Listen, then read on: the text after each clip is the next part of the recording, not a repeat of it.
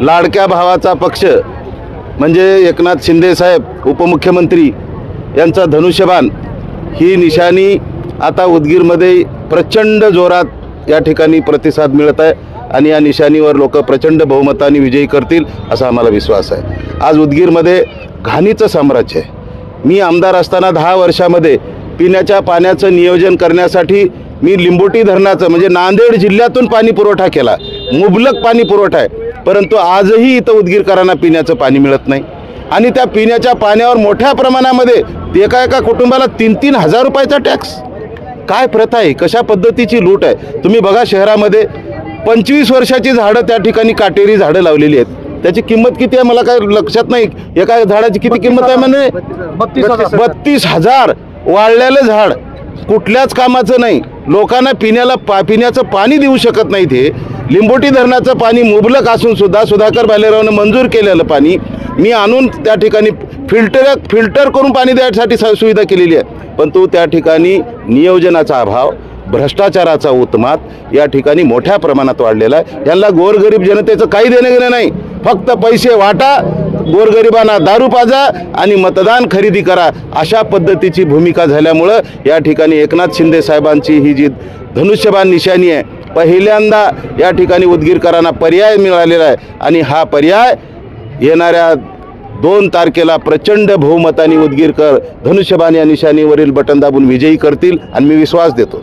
उदगीरकरांच्या मूलभूत गरजा म्हणजे नाली, गटारं म्हणजे स्वच्छता अभियान, रस्ते याची जर अवस्था बघितली तर आज उदगीर शहरामध्ये चालायला येत नाही, एवढी बिकट अवस्था आहे। आणि अशा बिकट अवस्थेमध्ये हेच आमचे मित्र पक्ष म्हणतात की या ठिकाणी नगरसेवकांनी काम नाही केलं।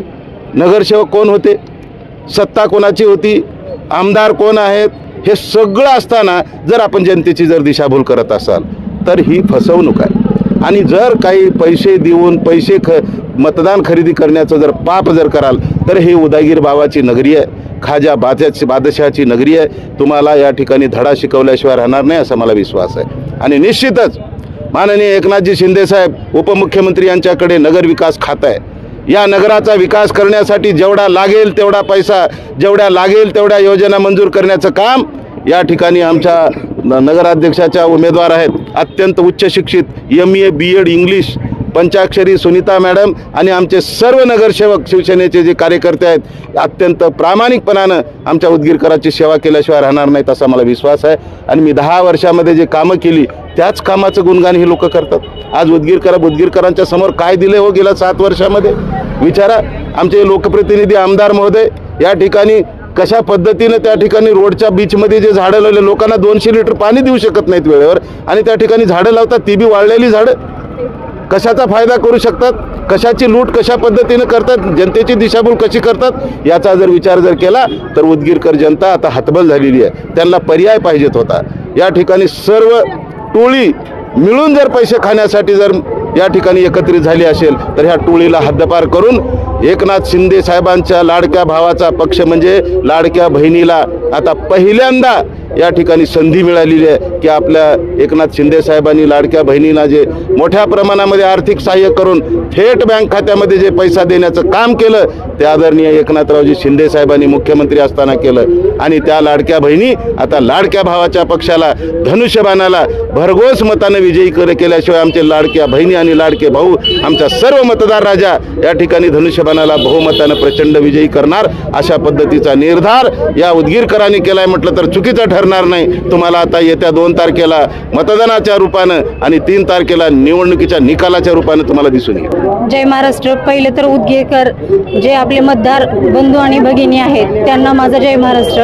आणि सर्वांना मी एवढं आश्वासन देऊ इच्छिते कारण की मी सुशिक्षित आहे, बेकार असलेले जेवढे उदगीरमध्ये बेकार आहेत, सुशिक्षित आहेत, त्याचबरोबर जी गोरगरीब जनता आहे त्या गोरगरीब जनतेच्या प्रत्येक समस्यांमध्ये मी त्यांच्यासोबत राहणार आहे। आणि त्याचबरोबर ज्या मूलभूत गरजा आहेत, पाण्याची समस्या जसं की भाऊंनी सांगितलं, साहेबांनी आपल्याला सांगितलेलं आहे की पाण्याची सुविधा, ज्या कुटुंबाला 2 टायमाचं जेवणाची सुविधा होत नाही त्या कुटुंबाने 3000 पर पाणीपट्टी कशी भरावी।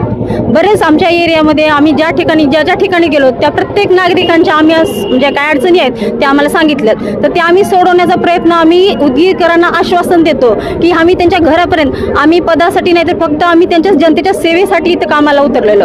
आम्हाला जनतेची सेवा करायची. जेवढे बी आमचे उमेदवार तुम्ही निवडून देणार आहेत आणि जे मला विश्वास टाकवणार आहेत, माझे जे उदगीरकर माझ्यावर विश्वास ठेवून मला जे निवडून देणार आहेत, हे मला 100% जाणीव आहे. कारण की गोरगरिबांचा प्रतिनिधी असणाऱ्यालाच त्यांनी प्रतिनिधी करणार एवढं मला ह्या आपल्या उदगीरकरांच्या जनतेवर विश्वास आहे. आणि त्यांच्या मी पाण्याची जी काही सुविधा आहे, रोजच्या रोज जी काही स्वच्छता, जी काही आपल्याकडे घंटागाडी येणार आहे, त्या प्रत्येकांना रोजच्या रोज नाली सफाई, कारण की आरोग्याचा त्याच्यामुळं उद्भव होणारा जो काही प्रश्न आहे त्याच्यावर पण आपण उपाय करणार आहे. त्यामुळे फक्त एवढी आपल्या एक मोठी विनंती आपल्या सगळ्या उदगीर जे काही मतदार बांधव आहेत, जे काही आपले भगिनी आहेत, बांधव आहेत, त्या सर्वांनी भरघोस मतांनी एवढी वेळेस मात्र आपल्या छोट्या बहिणीला निवडून देण्याचा प्रयत्न करावा. आणि हक्काने तुम्हाला जे असेल तुमच्या अडचणी त्या प्रत्येक ठिकाणी मला बोलावं. असं नाही की हे नगराध्यक्ष मॅडम आहेत त्यांना कसं बोलावं याची कुणीही त्याच्यात खंत बाळगायची गरज नाही. कारण की गोरगरिबांना मी बऱ्याच विद्यार्थ्यांना, अनेक विद्यार्थ्यांना विचारा तुम्ही